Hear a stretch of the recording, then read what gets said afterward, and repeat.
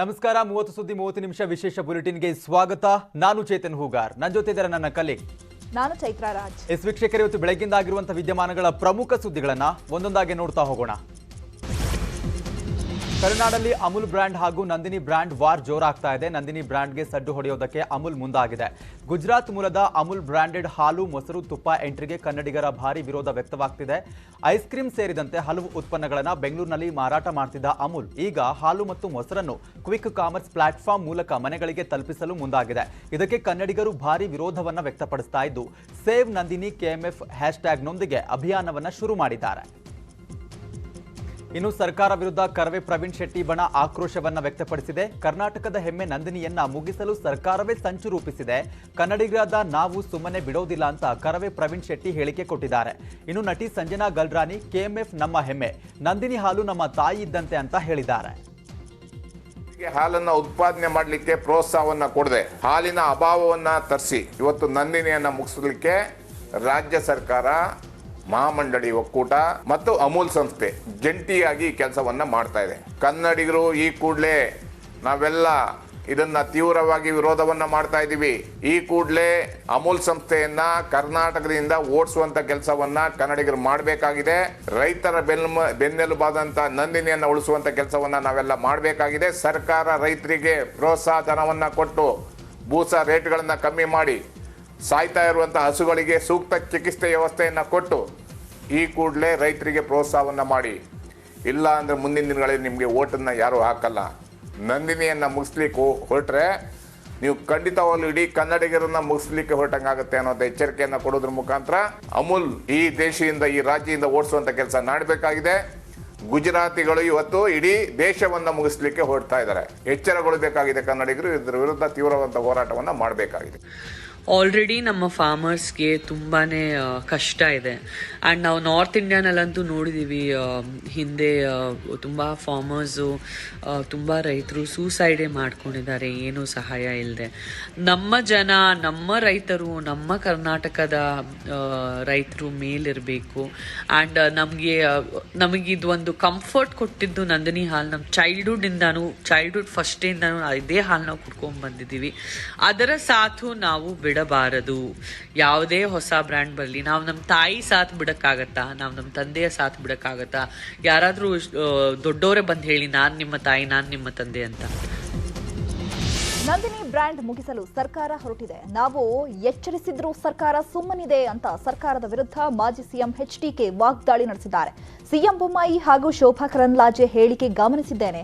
KMFನ ಅಧಿಕಾರಿಗಳೇ ಇದರಲ್ಲಿ ಶಾಮೀಲಾಗಿದ್ದಾರೆ.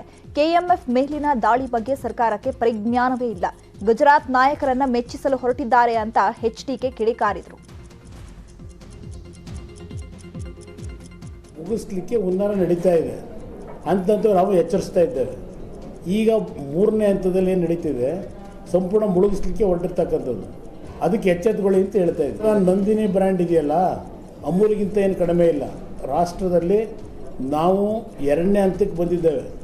ಇವತ್ತು ಅಮೂಲ್ನ ಓವರ್ಟೇಕ್ ಮಾಡ್ತಕ್ಕಂಥ ಶಕ್ತಿ ಬೆಳೆಸ್ಕೊಂಡಿದ್ದಾರೆ ನಮ್ಮ ರೈತರು. ಹಲವಾರು ಜನ ಕೊಡುಗೆ ಇದೆ ಇಲ್ಲಿ. ನಿಮ್ಮ BJP ಏನೈತಿ ಇದಕ್ಕೆ ಕೊಡುಗೆ? ಶೋಭಾ ಕರಂದ್ಲಾಜೆ ಅವರ ಹೇಳಿಕೆಯನ್ನು ಗಮನಿಸಿದ್ದೀನಿ.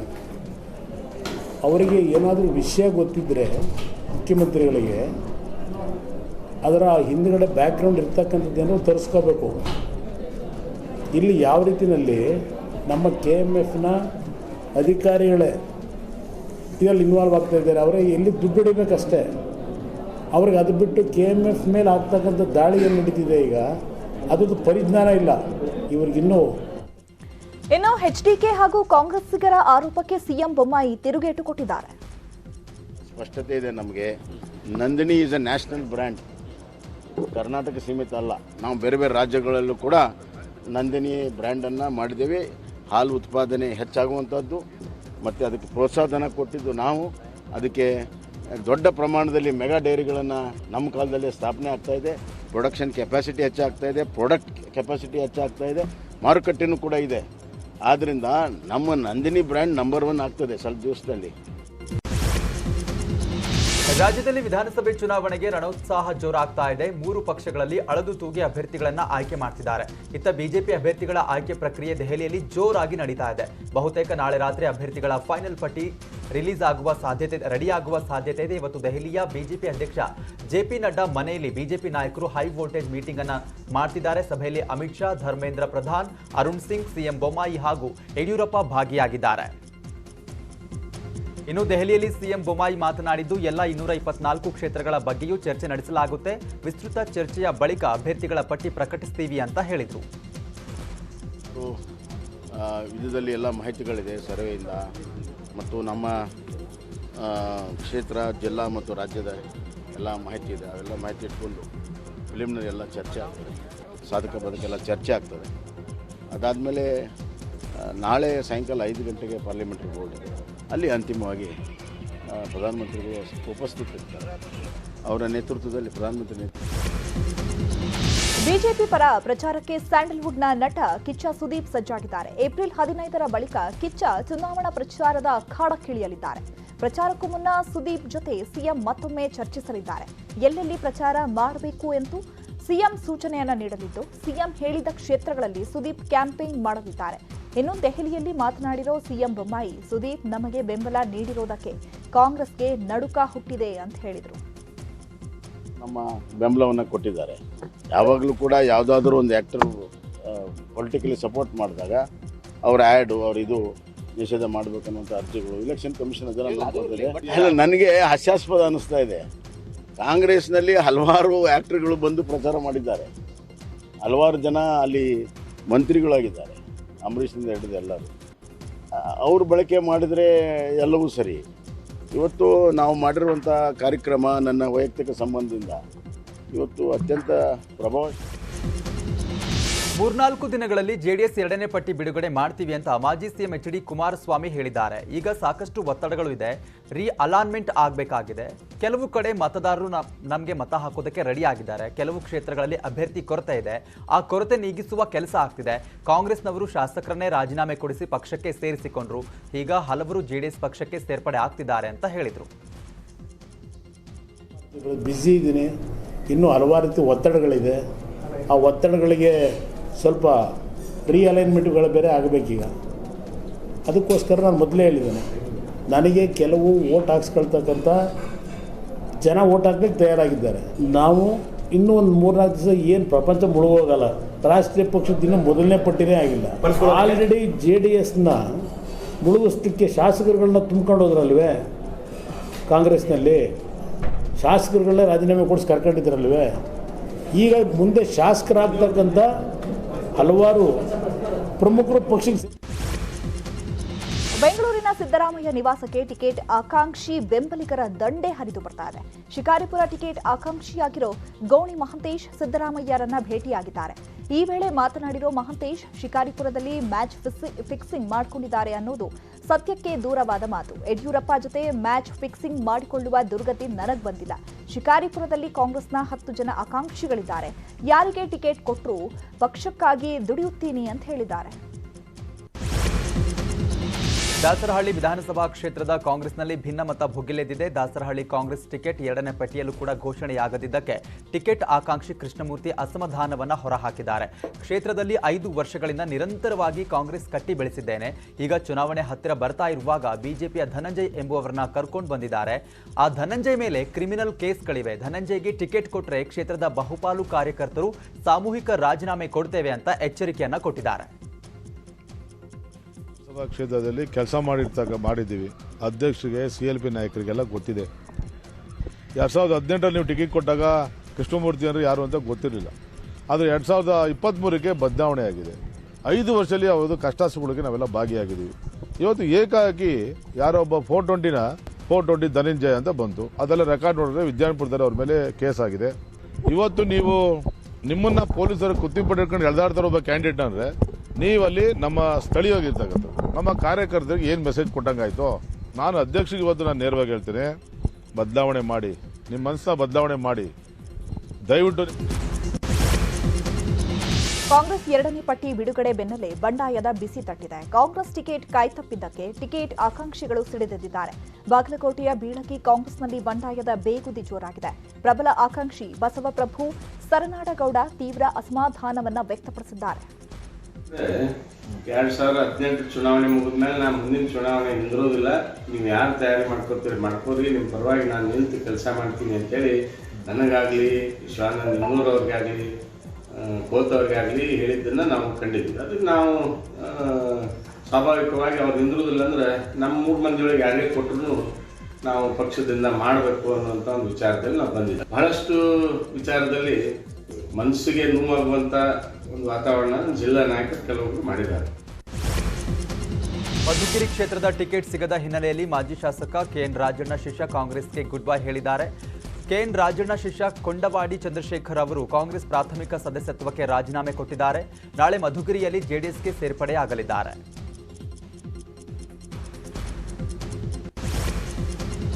ಯಾದಗಿರಿಯಲ್ಲೂ ಕಾಂಗ್ರೆಸ್ನಲ್ಲಿ ಬಂಡಾಯದ ಬಿರುಗಾಳಿ ಜೋರಾಗಿದೆ. ಚೆನ್ನಾರೆಡ್ಡಿ ಪಾಟೀಲ ತನ್ನೂರ್ಗೆ ಕಾಂಗ್ರೆಸ್ ಟಿಕೆಟ್ ನೀಡಿದ್ದಕ್ಕೆ ಡಾಕ್ಟರ್ ಎಬಿ ಮಾಲಕರೆ ರೆಡ್ಡಿ ಕಿಡಿಕಾರಿದ್ದಾರೆ.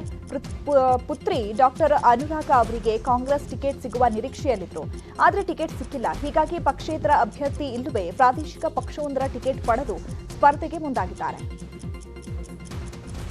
ಕಾಂಗ್ರೆಸ್ ಪಕ್ಷದ ಆಯ್ಕೆ ಅವರಿಗೆ ಸಮಾಧಾನ ತಂದಿಲ್ಲ. ನಾವು ನಮ್ಮ ಅಭಿಪ್ರಾಯವನ್ನು ತಿಳಿಸಿದ್ವಿ. ಅದಕ್ಕೆ ವ್ಯತಿರಿಕ್ತವಾಗಿ ಅಭ್ಯರ್ಥಿ ಡಿಕ್ಲೇರ್ ಆಗಿದೆ ಅಭ್ಯರ್ಥಿನ. ಅದಕ್ಕೆ ಇಲ್ಲಿ ಲೋಕಲ್ ಜನರದ್ದು ಒತ್ತಾಯ ಭಾಳ ಅದರಿಂದ ನಾನು ಇಲ್ಲೇ ಬಂದೀನಿ. ನಮಗೆ ಬಂದು ನಮ್ಮ ಅಭ್ಯರ್ಥಿ ತಿಳಿಸ್ಕೊಂಡಾರೆ, ಅವ್ರನ್ನ ತಿಳ್ಕೊಂಡು ಆಮೇಲೆ ನಾನು ಇಡೀ ಪ್ರಕಟ ಮಾಡ್ತೀನಿ ಸಾಯಂಕಾಲ. ನಾನೇ ನಿಲ್ತೀನಿ. ಜನರ ಆಗ್ರಹ ಇತ್ತಂದ್ರೆ ಜನರ ಆಗ್ರಹ ಹೇಳ್ತೀನಿ ಅವ್ರಿಗೆ. ರಾಯಚೂರು ಜಿಲ್ಲೆಯ ಮಾನ್ವಿ ಕ್ಷೇತ್ರದಲ್ಲಿ ಕಾಂಗ್ರೆಸ್ ಟಿಕೆಟ್ ಆಕಾಂಕ್ಷಿಗಳ ಜಟಾಪಟಿ ಜೋರಾಗಿದೆ. ಹೀಗಾಗಿ ಕಾರ್ಯಕರ್ತರ ಸಭೆ ಕರೆದು ಗೊಂದಲ ನಿವಾರಣೆಗೆ 3 ಆಕಾಂಕ್ಷಿಗಳು ಮುಂದಾಗಿದ್ದಾರೆ. ಸಭೆಯಲ್ಲಿ ಕಾಂಗ್ರೆಸ್ ಜಿಲ್ಲಾಧ್ಯಕ್ಷ ಬಿವಿ ನಾಯಕ್ ವಿರುದ್ಧ ಕಾರ್ಯಕರ್ತರು ಆಕ್ರೋಶವನ್ನು ವ್ಯಕ್ತಪಡಿಸಿದ್ದಾರೆ. ಸ್ಥಳೀಯರಾದ ಹಂಪಯ್ಯ ನಾಯಕ, ಶರಣಪ್ಪ ಗುಡದಿನ್ನಿ, ರಾಜ ವಸಂತ ನಾಯಕ ಅವರಲ್ಲಿ ಯಾರಿಗಾದರೂ ಟಿಕೆಟ್ ನೀಡಲಿ, ಆದರೆ ಬಿವಿ ನಾಯಕ್ ಬೇಡ ಅಂತ ಘೋಷಣೆ ಕೂಗಿದ್ದಾರೆ.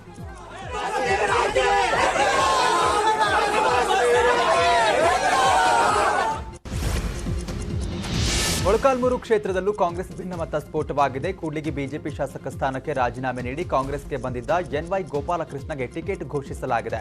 ಹೀಗಾಗಿ ಕಾಂಗ್ರೆಸ್ ಟಿಕೆಟ್ ಆಕಾಂಕ್ಷಿಯಾಗಿದ್ದ ಯೋಗೇಶ್ ಬಾಬು ರೆಬಲ್ ಆಗಿದ್ದಾರೆ. ಬಿಜಿಕೆರೆ ಗ್ರಾಮದಲ್ಲಿ ಬೆಂಬಲಿಗರ ಜೊತೆ ಸಭೆ ನಡೆಸಿದ ಯೋಗೇಶ್ ಬಾಬು ಟಿಕೆಟ್ ಭರವಸೆ ನೀಡಿ ಕೈಕೊಟ್ಟ ಮುಖಂಡರ ವಿರುದ್ಧ ಕಿಡಿಕಾರಿದ್ರು. ಈ ವೇಳೆ ಪಕ್ಷೇತರ ಅಭ್ಯರ್ಥಿಯಾಗಿ ಸ್ಪರ್ಧಿಸುವಂತೆ ಬೆಂಬಲಿಗರು ಒತ್ತಾಯಿಸ್ತಾ ಇದ್ದಾರೆ. ನಿಮ್ಮ ಪ್ರೀತಿ ವಿಶ್ವಾಸವೇ ನನಗೆ ಹೈಕಮಾಂಡ್ ಅಂತ ಯೋಗೇಶ್ ಬಾಬು ಹೇಳಿದ್ದಾರೆ. ಈ ನಡುವೆ ಯೋಗೇಶ್ ಬಾಬು ಅವರ ಮನವೊಲಿಸ್ತೀನಿ ಅಂತ 1-2 ದಿನದಲ್ಲಿ ಮಾತಾಡ್ತೀನಿ ಅಂತ ಗೋಪಾಲಕೃಷ್ಣ ಹೇಳಿಕೆಯನ್ನ ಕೊಟ್ಟಿದ್ದಾರೆ. ಹಾಸನ ಜೆಡಿಎಸ್ ಟಿಕೆಟ್ ದಂಗಲ್ಗೆ ಹೊಸ ಟ್ವಿಸ್ಟ್ ಸಿಕ್ಕಿದೆ. ಜೆಡಿಎಸ್ ಟಿಕೆಟ್ ಆಕಾಂಕ್ಷಿಯಾಗಿರೋ ಸ್ವರೂಪ್ ಚುನಾವಣಾ ಕಣದಿಂದ ಹಿಂದೆ ಸರಿಯಲು ಮುಂದಾಗಿದ್ದಾರಂತೆ. ಯಾಕಂದ್ರೆ ಸ್ವರೂಪ್ಗೆ ಟಿಕೆಟ್ ನೀಡಿದ್ರೆ ಎಚ್ಡಿಟಿ ಕುಟುಂಬದಲ್ಲೇ ಬಿರುಕು ಉಂಟಾಗುವ ಸಾಧ್ಯತೆ ಇದೆ. ಕುಟುಂಬ ಒಡೆದ ಅಪವಾದದಿಂದ ತಪ್ಪಿಸಿಕೊಳ್ಳಲು ಸ್ವರೂಪ್ ಪ್ಲಾನ್ ಮಾಡಿದ್ದಾರಂತೆ. ದೇವೇಗೌಡರ ಕುಟುಂಬ ಇಬ್ಭಾಗ ಮಾಡಿದ್ರೆ ಕೆಟ್ಟ ಸಂದೇಶ, ಮುಂದೆ ಸ್ವರೂಪ್ ರಾಜಕೀಯ ಭವಿಷ್ಯಕ್ಕೂ ಪೆಟ್ಟು ಬೀಳುವ ಸಾಧ್ಯತೆ ಇದೆ. ಹೀಗಾಗಿ ಚುನಾವಣಾ ಕಣದಿಂದ ಹಿಂದೆ ಸರಿಯಲು ಸ್ವರೂಪ್ ಚಿಂತನೆ ಮಾಡಿದ್ದಾರಂತೆ.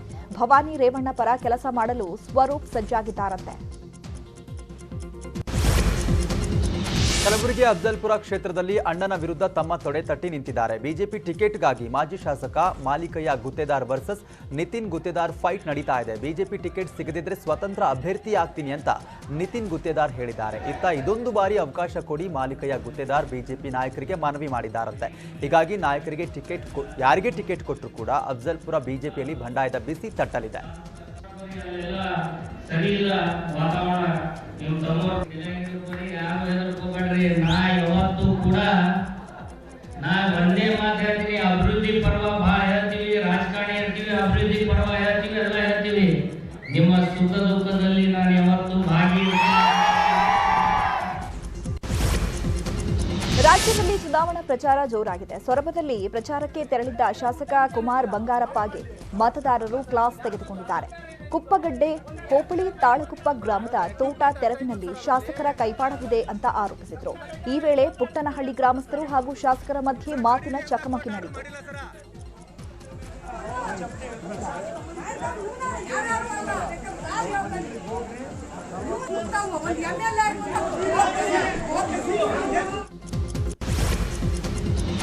ಚುನಾವಣಾ ಹೊತ್ತಲ್ಲಿ ನಾಯಕರ ಆಣೆ ಪ್ರಮಾಣ ಭಾರಿ ಸದ್ದು ಮಾಡ್ತಾ ಇದೆ. ಆಣೆ ಪ್ರಮಾಣ ಮಾಡಿದ ಬಿಜೆಪಿ ಮುಖಂಡರ ವಿರುದ್ಧ ಎಫ್ಐಆರ್ ದಾಖಲಾಗಿದೆ. ಗದಗ ಜಿಲ್ಲೆಯ ಶಿರಹಟ್ಟಿ ಕ್ಷೇತ್ರದಲ್ಲಿ ನೀತಿ ಸಂಹಿತೆ ಉಲ್ಲಂಘಿಸಿ ಐತಿಹಾಸಿಕ ಸೋಮೇಶ್ವರ ದೇವಸ್ಥಾನದಲ್ಲಿ ಆಣೆ ಪ್ರಮಾಣ ಮಾಡಿದ ಬಿಜೆಪಿ ಶಾಸಕ ಎಂಎಲ್ಸಿ ಸೇರಿ ಟಿಕೆಟ್ ಆಕಾಂಕ್ಷಿಗಳ ಮೇಲೆ ಎಫ್ಐಆರ್ ದಾಖಲಾಗಿದೆ.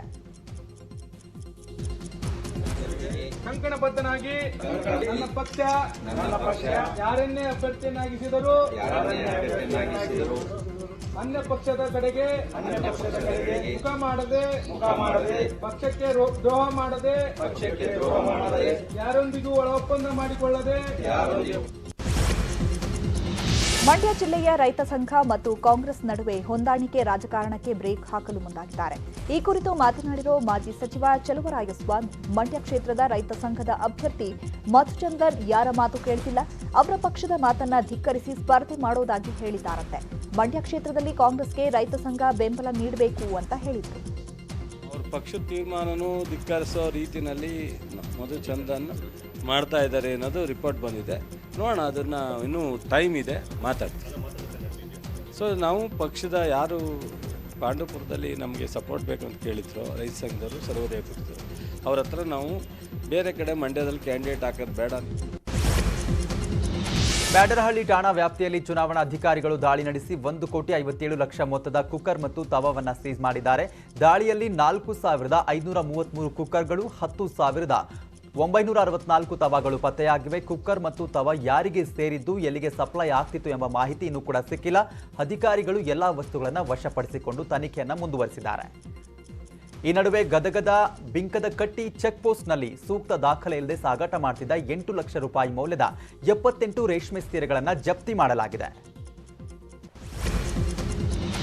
ಇಂದು ರಾತ್ರಿ ಪ್ರಧಾನಿ ಮೋದಿ ರಾಜ್ಯಕ್ಕೆ ಆಗಮಿಸಲಿದ್ದು ಸಕಲ ಸಿದ್ಧತೆ ಮಾಡಿಕೊಳ್ಳಲಾಗಿದೆ. ಬಂಡೀಪುರ ಹೊರವಲಯದ ಮೇಲುಕಾಮನಹಳ್ಳಿ ಬಳಿ 3 ಹೆಲಿಪ್ಯಾಡ್ ಅನ್ನು ನಿರ್ಮಿಸಲಾಗಿದ್ದು ಈಗಾಗಲೇ ವಾಯುಪಡೆ ಹೆಲಿಕಾಪ್ಟರ್ಗಳು ಪರೀಕ್ಷಾರ್ಥವಾಗಿ ಬಂದಿಳಿದು ಕಾರ್ಯಾಚರಣೆ ನಡೆಸಿವೆ. ಬಂಡೀಪುರ ಸುತ್ತಮುತ್ತ ಬಿಗಿ ಭದ್ರತೆ ಕೈಗೊಳ್ಳಲಾಗಿದ್ದು ಸಂಜೆ 4ರಿಂದಲೇ ಬಂಡೀಪುರ ಮೂಲಕ ಹಾದು ಹೋಗುವ ರಾಷ್ಟ್ರೀಯ ಹೆದ್ದಾರಿಯಲ್ಲಿ ಭಾರೀ ವಾಹನ ಸಂಚಾರ ನಿರ್ಬಂಧಿಸಲಾಗಿದೆ. ರಾಹುಲ್ ಗಾಂಧಿ ರಾಜ್ಯ ಪ್ರವಾಸ ಮತ್ತೆ ಮುಂದೂಡಿಕೆಯಾಗಿದೆ. ಸಂಸದ ಸ್ಥಾನದಿಂದ ಅನರ್ಹರಾದ ಬಳಿಕ ರಾಹುಲ್ ಗಾಂಧಿಯನ್ನ ಕೋಲಾರಕ್ಕೆ ಕರೆಸಿ ಸಮಾವೇಶ ನಡೆಸುವುದಕ್ಕೆ ಕರ್ನಾಟಕ ಕಾಂಗ್ರೆಸ್ ತೀರ್ಮಾನಿಸಿತ್ತು. ಅದರಂತೆ ಏಪ್ರಿಲ್ 9ರಂದು ಬೃಹತ್ ಸಮಾವೇಶಕ್ಕೆ ವೇದಿಕೆ ಕೂಡ ಸಿದ್ಧವಾಗಿತ್ತು. ಮೋದಿ ರಾಜ್ಯದಲ್ಲಿರುವಾಗಲೇ ರಾಹುಲ್ ಅಬ್ಬರಿಸಲಿದ್ದಾರೆ ಎನ್ನಲಾಗ್ತಿತ್ತು. ಆದರೆ ಅದು ಏಪ್ರಿಲ್ 10ಕ್ಕೆ ಮುಂದೂಡಿಕೆಯಾಗಿದೆ. ಈಗ ರಾಹುಲ್ ಕರ್ನಾಟಕ ಭೇಟಿ ಮತ್ತೆ ಮುಂದೂಡಿಕೆಯಾಗಿದ್ದು ಏಪ್ರಿಲ್ 16ರಂದು ಕೋಲಾರಕ್ಕೆ ಭೇಟಿ ನೀಡುವಂತಹ ಸಾಧ್ಯತೆ ಇದೆ. ಚುನಾವಣೆಗೆ ನಿಲ್ಲಲು ತಯಾರಿ ನಡೆಸಿದ್ದ ರೌಡಿ ಶೀಟರ್ ಸೈಲೆಂಟ್ ಸುನಿಲ್ಗೆ ಬೆಂಗಳೂರು ಪೊಲೀಸರು ಶಾಕ್ ಕೊಟ್ಟಿದ್ದಾರೆ.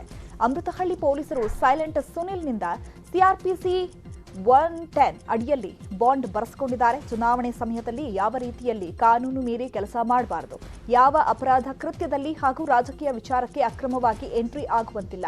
ಅಲ್ಲದೆ 15 ಲಕ್ಷದ ಬಾಂಡ್ ಬರೆಸಿಕೊಂಡು ಪೊಲೀಸರು ವಾರ್ ಮಾಡಿ ಸೈಲೆಂಟ್ ಸುನಿಲ್ನನ್ನ ಕಳುಹಿಸಿದ್ದಾರೆ. ಆನೆ ದಾಳಿಗೆ ಯುವತಿಯೋರ್ವಳು ಮೃತಪಟ್ಟಿರುವಂತಹ ಘಟನೆ ದಾವಣಗೆರೆಯ ಚನ್ನಗಿರಿ ತಾಲೂಕಿನ ಸೋಮ್ಲಾಪುರ ಗ್ರಾಮದಲ್ಲಿ ನಡೆದಿದೆ.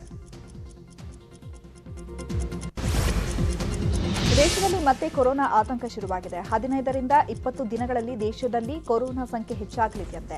ದೇಶದಲ್ಲಿ ಈಗ ದಿನಕ್ಕೆ 5ರಿಂದ 6 ಸಾವಿರಕ್ಕೂ ಹೆಚ್ಚು ಪ್ರಕರಣಗಳು ಪತ್ತೆಯಾಗಿವೆ. ಹೀಗಾಗಿ ಲಸಿಕಾಕರಣ ಹೆಚ್ಚಳ ಮಾಡಿ ಉಸಿರಾಟದ ತೊಂದರೆ ಇರುವವರ ಮೇಲೆ ತೀವ್ರ ನಿಗಾ ವಹಿಸಿ ಕೊರೋನಾ ರೂಲ್ಸ್ ಫಾಲೋ ಮಾಡುವಂತೆ ರಾಜ್ಯ ಸರ್ಕಾರಗಳಿಗೆ ಕೇಂದ್ರ ಆರೋಗ್ಯ ಇಲಾಖೆ ಸೂಚನೆಯನ್ನು ನೀಡಿದೆ. ಅಬಕಾರಿ ಇಲಾಖೆ ಅಧಿಕಾರಿಗಳು ಭರ್ಜರಿ ಕಾರ್ಯಾಚರಣೆ ಮಾಡಿದ್ದಾರೆ. ಗದಗ ಜಿಲ್ಲೆ ಮುಂಡರಗಿ ತಾಲೂಕಿನ ಶಿಂಗಾರಾಯಣಕೇರಿ ತಾಂಡದಲ್ಲಿ ಮನೆಯಲ್ಲಿ ಅಕ್ರಮವಾಗಿ ಸಂಗ್ರಹಿಸಿಟ್ಟಿದ್ದಂತಹ ಮದ್ಯವನ್ನು ಅಧಿಕಾರಿಗಳು ವಶಕ್ಕೆ ಪಡೆದಿದ್ದಾರೆ. 34,000 ಮೌಲ್ಯ 80 ಲೀಟರ್ ಮದ್ಯ, 1,000 ಮೌಲ್ಯದ ಬಿಯರ್ ಬಾಟಲ್ಗಳನ್ನು ಜಪ್ತಿ ಮಾಡಿದ್ದಾರೆ. ಶಿವಮೊಗ್ಗ ವಿಮಾನ ನಿಲ್ದಾಣದ ಟರ್ಮಿನಲ್ ಮುಚ್ಚುವಂತೆ ಜಿಲ್ಲಾಧಿಕಾರಿಗೆ ಶಿವಮೊಗ್ಗ ಟರ್ಮಿನಲ್ ಬಿಲ್ಡಿಂಗ್ ಕಮಲಾಕರ ರೂಪದಲ್ಲಿದೆ. ಇದು ಚುನಾವಣೆ ನೀತಿ ಸಂಹಿತೆ ಉಲ್ಲಂಘನೆ ಆಗುತ್ತೆ ಅಂತ ಮನವಿ ಮಾಡಿದ್ದಾರೆ. ಕಾರಿನ ಗಾಜು ಹೊಡೆದು ಕಾರಿನಲ್ಲಿದ್ದ 1,80,000 ಹಣವನ್ನು ದರೋಡೆ ಮಾಡಿರುವಂತಹ ಘಟನೆ ನೆಲಮಂಗಲದ ಗುರುಭವನದಲ್ಲಿ ನಡೆದಿದೆ. ಕಳ್ಳತನದ ದೃಶ್ಯ ಸಿಸಿಟಿವಿಯಲ್ಲಿ ಸೆರೆ ಆಗಿದೆ. ಪ್ರಧಾನಿ ಮೋದಿ ತೆಲಂಗಾಣಕ್ಕೆ ಪ್ರವಾಸ ಕೈಗೊಂಡಿದ್ದು ಸಿಕಂದರಾಬಾದ್ ಮತ್ತು ತಿರುಪತಿ ನಡುವೆ ವಂದೇ ಭಾರತ್ ಎಕ್ಸ್‌ಪ್ರೆಸ್‌ಗೆ ಚಾಲನೆ ನೀಡಿದರು. ಇದಾಗಿತ್ತು ಈ ಹೊತ್ತಿನ 30 ನಿಮಿಷ 30 ಸುದ್ದಿ. ನೋಡ್ತಾ ಇರಿ ನ್ಯೂಸ್ 18.